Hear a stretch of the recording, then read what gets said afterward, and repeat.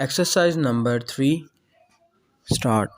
The woman sat by herself in the small room at the back of the house. Full stop. She could hear the voices of the people sitting together in the large front room, and at times a few notes from a well known air would reach her from the radio set, which was always kept near the door. Full stop. Generally, she liked to sit with the others in the evening, hearing them talk about the events of the day and expressing opinions on the news given out by the BBC. Full stop. The people were employed in such different ways and they held such widely differing opinions that she, who knew little about the arts in any form, believed that to sit in that room was as good as going to watch a play. Full stop.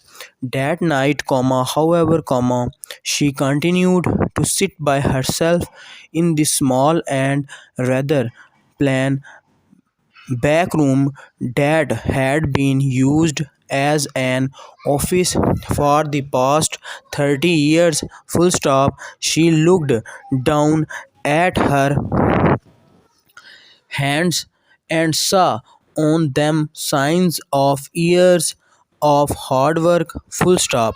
Not for her were the white hands of her borders, few if any of whom had ever done any really hard work in their lives. Full stop. Her hands were red and covered with little black lines. Full stop. For as long as she could remember, she had had to work for her living, helping her mother and afterwards working in the boarding house. Full stop.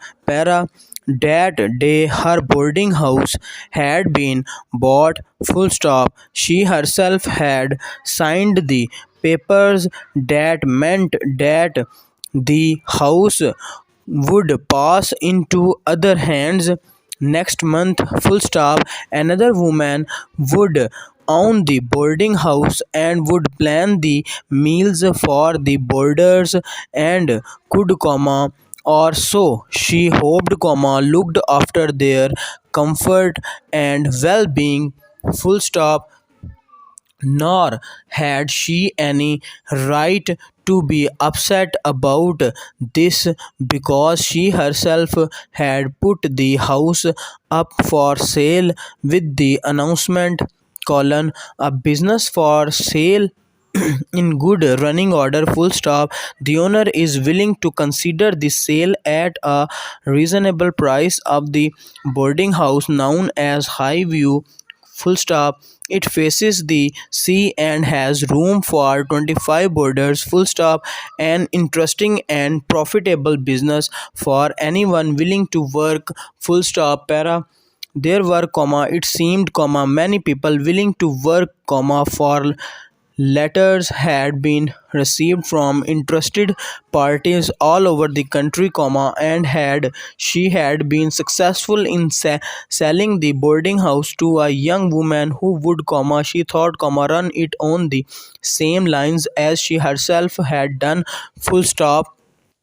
Again she looked down at her red and hard worked hands. Full stop. For her the days of hard work were cover, for the sale had brought her a good round sum of money on which she could live peacefully for the rest of her days on earth without doing any work at all. Full stop.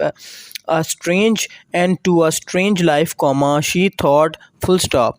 She was 13 years old when her mother had died, and she had done to live with a relation who worked as a housekeeper in a small boarding house at the seaside. Full stop. She had become a maid of all work, running about for everyone and getting little for her trouble. Full stop. After 2 years, the owner of the boarding house, who was very old, had died, but the two of them, she and her relation, just kept on working in the same way. Full stop. It appeared that one was particularly interested in the old woman who had died, and they had found it possible to buy the house for such a small sum that, with the money paid by the boarders,